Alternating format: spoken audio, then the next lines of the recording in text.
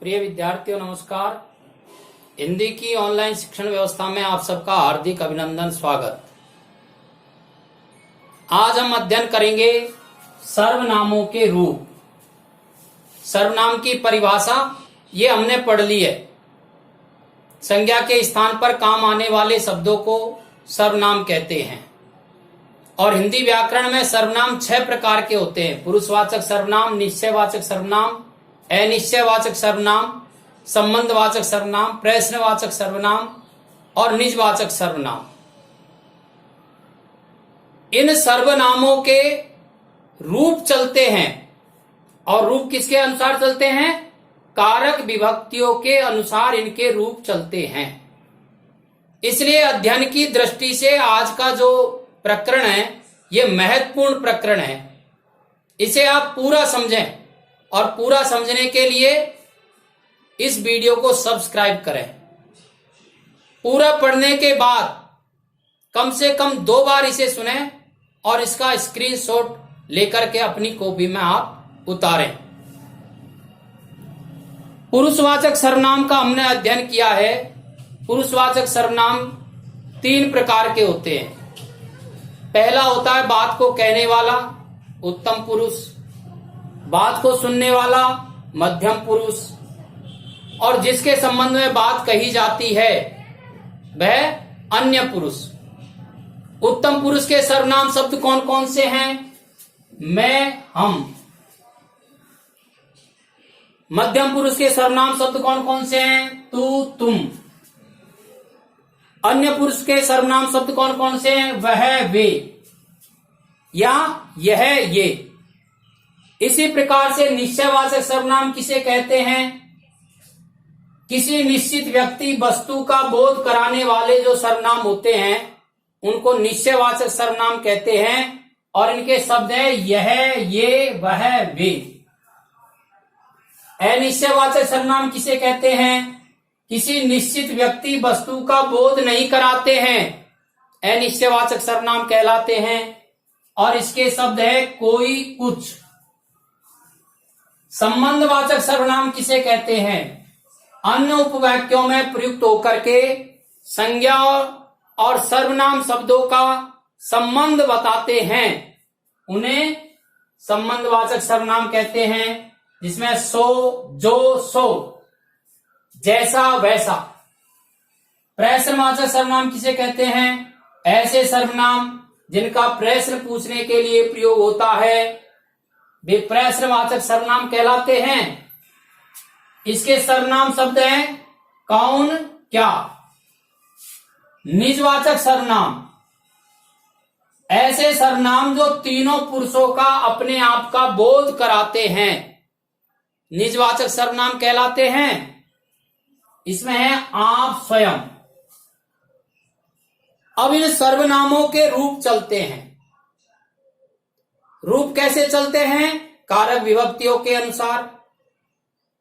इनके रूप चलाने के लिए कारक विभक्तियों के जो चिन्ह हैं उन चिन्हों को सर्वनाम शब्दों के साथ जोड़ देते हैं। महत्वपूर्ण और समझने की बात यह है कि ये जो सर्वनाम शब्द होते हैं जब इनके रूप चलाए जाते हैं तो इनके रूप बदल जाते हैं। हमें वो बात सीखनी है यहां पर कि किस सर्वनाम शब्द का रूप चलाते समय क्या स्वरूप हो जाता है या कौन सा शब्द काम में आने लग जाता है। ये बात हम इस प्रकरण में सीखेंगे और सीखना इसलिए आवश्यक है, यदि सर्वनामों के रूप हमने सीखे नहीं तो जब हम आगे की कक्षाओं में जाएंगे, 10 कक्षा में या 12वीं कक्षा में या प्रतियोगी परीक्षाओं में बैठते हैं तो वहां वाक्य शुद्धि संबंधी प्रकरण रहता है और सर्वनाम संबंधी अशुद्धियां भी पूछी जाती है। यदि हमें इनके रूप ठीक से आएंगे नहीं तो फिर उन वाक्यों को शुद्ध करने में हमें कठिनाई होगी। इसलिए इसको ध्यानपूर्वक समझना आवश्यक है और ध्यानपूर्वक समझने के लिए पूरा वीडियो आप देखें। उत्तम पुरुष के जो सर्वनाम हैं मैं और हम, मैं एक वचन है और हम बहुवचन है।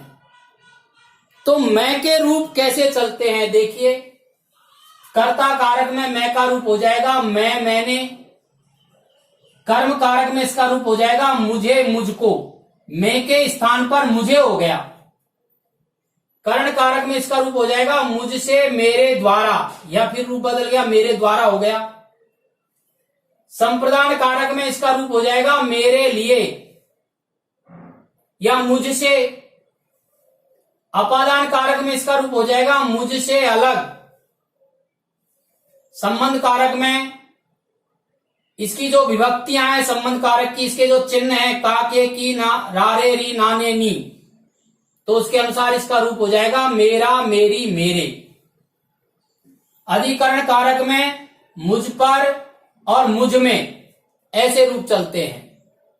बहुवचन के रूप चलाते हैं हम, हमने, हमें, हमको, हमसे, हमारे द्वारा, हमारे लिए, हमसे अलग, हमारा, हमारी, हमारे, हम पर, हमने या हम में, ऐसे इनके रूप चलते हैं। ये उदाहरण के लिए हमने उत्तम पुरुष सर्वनाम शब्दों के रूप चलाए हैं। ऐसे ये रूप सभी सर्वनाम शब्दों के चलेंगे। अभी आपको ध्यान ये रखना है, जैसे मध्यम पुरुष है तू और तुम, तो इसके रूप जब चलाएंगे तो तू, तुम, तुझको, तुमको, तुझसे, तुमसे, इस तरह से इनके रूप चलेंगे। तुझ शब्द हो जाएगा तू के स्थान पर, वह और वे, तो वह के स्थान पर उस हो जाता है और वे के स्थान पर उन्हें हो जाता है। फिर इसके रूप चलते हैं उसने, उसको, उससे या उसके द्वारा, उसके लिए, उससे अलग, इस तरह से रूप चलते हैं। यह, ये, वह, वे, इस यह के स्थान पर इस हो जाता है और बहुवचन में इन्हें हो जाता है। इसने, इसको, इससे, इसके द्वारा, इससे अलग, इस तरह से रूप चलेंगे। कोई, कुछ, कोई के स्थान पर किस हो जाता है। किसने, किसी को या किसी को, किसी से, किसी के द्वारा, किसी से अलग, इस तरह से इसके रूप चलते हैं। कौन जो है, इसके रूप भी इसी तरह से चलते हैं। कौन, किसने, इस तरह से रूप चलते हैं। और आप, आपने, आपको, आपके द्वारा, इस तरह से रूप चलते हैं। तो हमको इन सभी सर्वनाम शब्दों के और रूप याद करने हैं और रूप अपनी कॉपी में लिखने भी हैं। इन सर्वनामों से संबंधित 3-4 जानकारी हमने पहले कर ली है। कुछ अन्य महत्वपूर्ण जानकारियां भी हैं। कौन का प्रयोग चेतन जीवों के लिए तथा क्या का प्रयोग जड़ पदार्थों के लिए होता है। यहां देखिए आप, प्रश्नवाचक सर्वनाम में 2 शब्द हैं, कौन और क्या। हमें यह समझना है कौन का प्रयोग कब होता है और क्या का प्रयोग कब होता है। कौन शब्द का प्रयोग चेतन जीवों के साथ और क्या का प्रयोग जड़ पदार्थों के साथ करेंगे। कौन आया है, क्या खाना है। क्या जो शब्द है सर्वनाम शब्द, इसका बहुवचन नहीं होता है, इसके रूप एक वचन में ही चलते हैं। आप जो सर्वनाम है ये 2 स्थानों पर काम आता है। आप सर्वनाम एक तो निजवाचक में भी काम आता है और मध्यम पुरुष में भी आप सर्वनाम काम आता है। आप जो सर्वनाम है इसके दोनों वचनों में रूप समान होते हैं। एक वचन में भी आप होता है और बहुवचन में भी आप होता है। एक व्यक्ति के लिए भी आप शब्द काम में लेते हैं और अधिक व्यक्तियों के लिए भी आप शब्द काम में लेते हैं। इसके दोनों वचनों में रूप समान होते हैं। और आदर सूचक शब्दों के लिए भी हम आप शब्द काम में लेते हैं मध्यम पुरुष में। हिंदी सर्वनामों की व्युत्पत्ति प्राकृत द्वारा संस्कृत से है। अर्थात हिंदी के जो सर्वनाम हैं ये मूलतः संस्कृत के हैं, प्राकृत रूप इनका, और ये प्रकट होता है हिंदी में। इस प्रकार से सर्वनामों के रूप हम सबको लिखने भी है, याद भी करने हैं। अब आप इसका स्क्रीनशॉट ले लीजिए। तालिका के अनुसार आपको समझाया गया है। धन्यवाद।